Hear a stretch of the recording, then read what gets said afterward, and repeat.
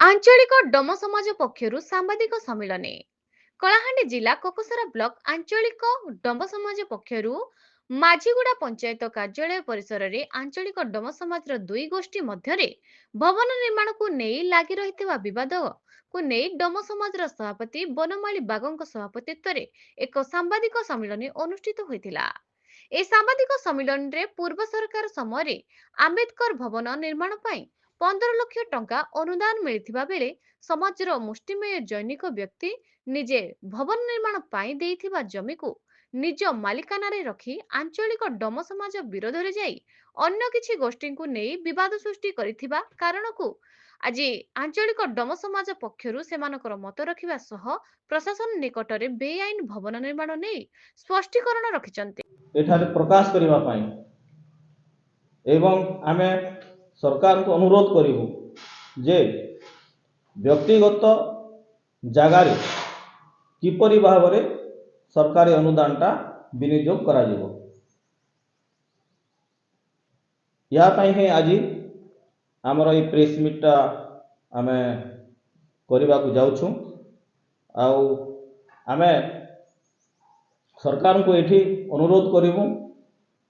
दाबी करिबु जे जेहेतु आमे से काउडलारे मध्य घरटा लेंटर लेवल पर्यंत करिछु एवं से घरटा कंप्लीट है जो पर्यंत जमी विवाद सरीनी से कामटा न करिया पाई से निजे प्रतिश्रुति देथिले एनु आउ थरे आमे तांको जणेबा को चाहूछु जे तांकर प्रतिश्रुतिटा से माने कायम रखिबे एठी पाई हे आज आमे एठारे एकत्रित होइछु और आपण मानकु जरिया रे हमर एई समाजर दुखर कहानी को समस्तंकर लोकलोचन आनिबा पाई आपण मानकु एठी डाके आमे एठी एकत्रित होइछु। प्रथम आमर ना हूँ धवलेश्वर नाग मु आंचलिक डम समाज साधारण संपादक अच्छी आज आमे प्रेस मीट करिवार मुख्य उद्देश्य होची जे आमर आंचलिक डम समाज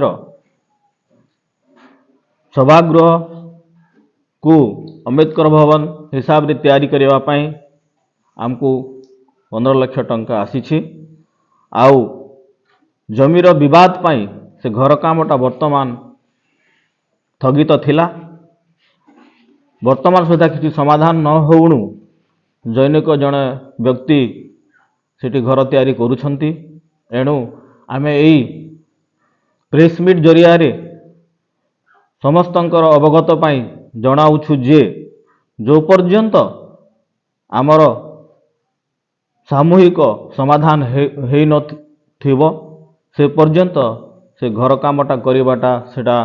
अन्याय एवं नियम विरोधी बोली मु मने करुछि को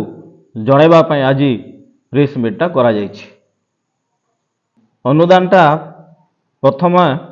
10 लाख टंका आमर 5T रु आसीथिला एवं तापरे आमर प्रिय विधायक श्रीयुक्त मौसदी बाग से मध्य तांकर पांठी रु 5 लाख टंका एपरी 15 लाख टंका हमको देइछंती आउ से 15 लाख टंकाटा जगार विवाद पाई वर्तमान विनियोग हो पारुनी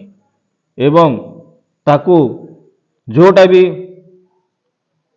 अर्थ विनियोग हेबो बा घर कामटा तैयारी हेबो से ब्लॉक रो आंचलिक डम समाज रो जरिया रे हेबा कथा ताकू से माने भूकेप करी जड़े दुई जन व्यक्ति से जबरदस्ती से ही जगार घर तैयारी करुछंती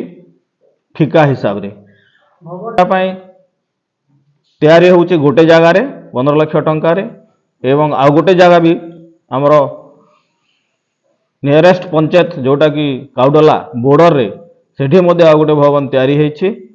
दुईटा जगह भवन ता आमर स्थगित थिला किंतु एई कोकसरा भवन टाकू से माने समाधान न होउनी जमीर सीमा निरूपण हला परे भी समाधान न हेइथिबा रु भी से माने वर्तमान जोर जबरदस्त घर काम करबा पई चेष्टा चलैछंती एवं समाज को भ्रुक्षेप करी ଆମେ ହିଁ ନିଜେ କିଛି ବୋଲି ସେମାନେ ନିଜକୁ ନିଜ ଜବରଦସ୍ତ ଆମେ ଭେଟିଲୁ। ପ୍ରଶାସନ କହିଲେ ଯେ ପ୍ରକୃତରେ ତାଙ୍କୁ ଆମେ କୌଣସି ମୌଖିକ ହିସାବରେ କିମ୍ବା ରିଟର୍ଣ୍ଣ ହିସାବରେ ୱାର୍କ ଅର୍ଡ଼ର ଆମେ ଦେଇନୁ। ସେମାନେ ତାଙ୍କ ମନକୁ ମନ କିପରି ଭାବରେ ମେଟେରିଆଲ ଯୋଗାଡ଼ କଲେ ଏବଂ ଘର ତିଆରି କରୁଛନ୍ତି ସେଇଟା ତାଙ୍କର ଭୁଲ। ଆଉ ସେମିତି ଜାଗାରେ କେବେ ବି ପ୍ରଶାସନ ସାହାଯ୍ୟ କରିପାରିବନି, କାରଣ ସରକାରୀ ଅନୁଦାନ କେବେ ମଧ୍ୟ ବ୍ୟକ୍ତିଗତ ଜମି ଉପରେ ହେଇପାରିବନି ବୋଲି ସେ ଟୋଟାଲି ମନା କରିଛନ୍ତି। ତ ଦୁଇଟା ଆମେ ଚାହୁଁଛୁ, କିନ୍ତୁ ଯେଉଁ 15 ଲକ୍ଷ ଟଙ୍କାଟା ଅଛି ସେଟା ନିଶ୍ଚିତ ଭାବରେ କୋକସରାରେ ହିଁ ଖର୍ଚ୍ଚ ହେବ, ସେଟା ଆମେ ମାନୁଛୁ। କିନ୍ତୁ